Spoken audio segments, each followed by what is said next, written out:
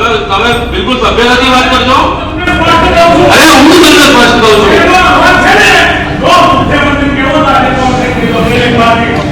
જો માન્ય મુખ્યમંત્રી સાહેબનું નામ ના લો, માન્ય મુખ્યમંત્રી સાહેબનું નામ ના લો, તમને કહી દઉં પાછો કે છે કોને કે ભાઈ પાછો કે છે એટલે તું બેઠો તમે બી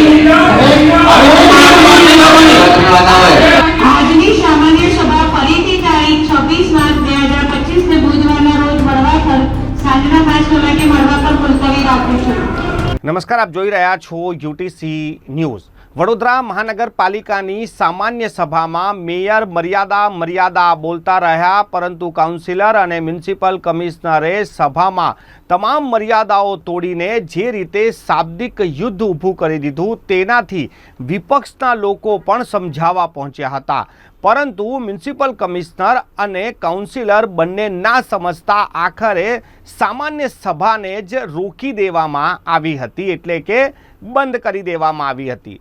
આપ વિચાર કરો કે વડોદરા મહાનગરપાલિકાની સામાન્ય સભામાં જનતાના પ્રશ્નો પર ચર્ચા કરવામાં આવે છે, પરંતુ આ રીતે ઉગ્ર ચર્ચા થાય અને સભા જ બંધ કરી દેવામાં આવે, અને ખાસ કરીને મેયર મર્યાદા કરતા રહે, પરંતુ કોઈના કયામાં જ ના રહે. આ કયા પ્રકારની સભા હતી? વડોદરા મહાનગરપાલિકાની સામાન્ય સભા જે આજે મળી હતી તે શરૂઆતથી જ ઉગ્ર હતી. સૌથી પહેલાં વોર્ડ નંબર 1ના 4 કાઉન્સિલરો ફ્લોર પર બેસી ગયા અને તેમનું કહેવું હતું કે જે કાંસને ડાયવર્ટ કરવાની વાત છે તેનો તે વિરોધ કરશે અને આ કામ નહીં થવા દે. થોડીક વાર બાદ જ કાંસના જ મુદ્દે કાઉન્સિલર આશિષ જોશી ઊભા થયા અને ઉગ્ર રજૂઆત કરી. આટલી ઉગ્ર રજૂઆત કરી કે મ્યુનિસિપલ કમિશનરે પણ સામે એટલી જ ઉગ્રતાથી વાત કરી. મ્યુનિસિપલ કમિશનર અને આશિષ જોશી વચ્ચે જે રીતેની ઉગ્ર રજૂઆત સભામાં થઈ તે ભૂતોના ભવિષ્ય હતી, કેમ કે સભામાં આ પ્રકારેની ચર્ચા કોઈ દિવસ કોઈએ જોઈ નથી. ગઈકાલે જે સામાન્ય સભા મળી હતી તે સામાન્ય સભામાં તું તડાક પર આવી ગયા હતા. કાઉન્સિલરે પણ મર્યાદા તોડી અને મ્યુનિસિપલ કમિશનરે પણ મર્યાદા તોડી. એક તરફ એક વખત તો વસ્તુ ત્યાં સુધી પહોંચી ગઈ કે કાઉન્સિલરે મ્યુનિસિપલ કમિશનરને કીધું કે બહાર જઈને આપ મુખ્યમંત્રીને પણ ફોન કરી શકો છો. મુખ્યમંત્રીનું નામ લેતાની સાથે જ મ્યુનિસિપલ કમિશનરનો પારો ગયો અને તેઓ પણ એટલા જ ઉગ્ર થયા. એટલી ઉગ્રતાની વચ્ચે વિપક્ષના નેતા ચંદ્રકાંત શ્રીવાસ્તવ આશિષ જોશીને ચૂપ કરાવવા માટે માઇક હાથમાં લઈ લીધું, પરંતુ આશિષ જોશી ચૂપ થયા નહીં. સમગ્ર ઘટના પર નજર કરીએ તો આશિષ જોશી આટલા બધા કેમ અકળાયા હતા? આશિષ જોશીનું કહેવું છે કે તેમના વિસ્તારમાં એક કાંસ છે અને કાંસનું જે ગરનાળું છે તે ચોકઅપ છે. કાંસમાં પાણી ભરાઈ ગયું છે. ગરનાળાને ખુલ્લું કરવા માટે સમય લાગે, પરંતુ જો પંપ લગાડી દઈએ તો પાણીને ઉલેચી શકાય છે. મ્યુનિસિપલ કમિશનરે આ વાતને ટેન્ડર આવશે થશે સરકારી જવાબ આપ્યો હતો, અને આ જ સરકારી જવાબથી જાણે કે આશિષ જોશી અકળાઈ ગયા. આશિષ જોશીએ પોતાની રજૂઆતમાં બી મર્યાદા તોડી છે અને તેમને પણ તું તડાકની ભાષા અપનાવી છે.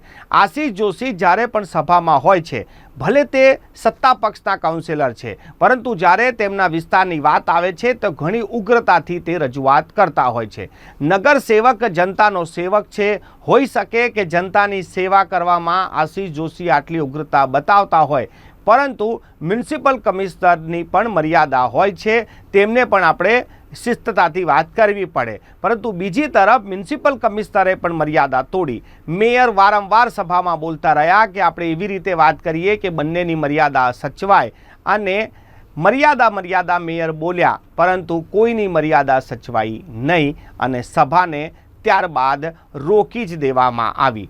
આ સભા બાદ મ્યુનિસિપલ કમિશનરને પણ મીડિયાએ પૂછ્યું, ત્યારબાદ આશિષ જોશીને પણ મીડિયાએ પૂછ્યું અને વડોદરાના મેયરને પણ મીડિયાએ પૂછ્યું. આ ત્રણેયના જવાબ એકબીજા પર આક્ષેપો જ હતા. પરંતુ આજે જે વાત જાણવા મળી છે કે ગઈકાલે સભામાં જે હોબાળો થયો ત્યારબાદ મેયર સાંજે જ પહોંચ્યા હતા એ જગ્યા પર, એ નાળા પર, અને આજે એ નાળાનું કામ પણ શરૂ થઈ ગયું. આશિષ જોશીની રજૂઆત તો આટલી જ હતી. જે કામ કરવાનું જ હતું તેના માટે આટલો મોટો હોબાળો કેમ કર્યો? શું કોઈ જવાબમાં અસમંજસ હતું કે પછી મ્યુનિસિપલ કમિશનર એ કહેવા માંગતા હતા તે આશિષ જોશીને ના સમજાયું કે પછી આશિષ જોશી સમજી ગયા હતા કે કમિશનર શું કહેવા માંગી રહ્યા છે? તેના કારણે આ બબાલ થઈ. હવે જેમ જેમ વડોદરા મહાનગરપાલિકાની ચૂંટણી નજીક આવશે કાઉન્સિલરોમાં આવી ઉગ્રતા જરૂરથી દેખાશે, કેમ કે 5 વર્ષ સુધી જે જનતાના કામો કાઉન્સિલરોએ નહીં કર્યા હોય એ જનતા તો કાઉન્સિલરને હવે સવાલ પૂછશે. એટલે જે કાઉન્સિલરો આવી રીતે ઉગ્રતાથી રજૂઆત કરીને પોતાના વિસ્તારોના કામ કરાવશે તે પણ જનતા જોઈ રહી છે, અને જે કાઉન્સિલરો માત્ર ત્યાં એસીમાં બેસવા જાય છે એને પણ જનતા જોઈ રહી છે.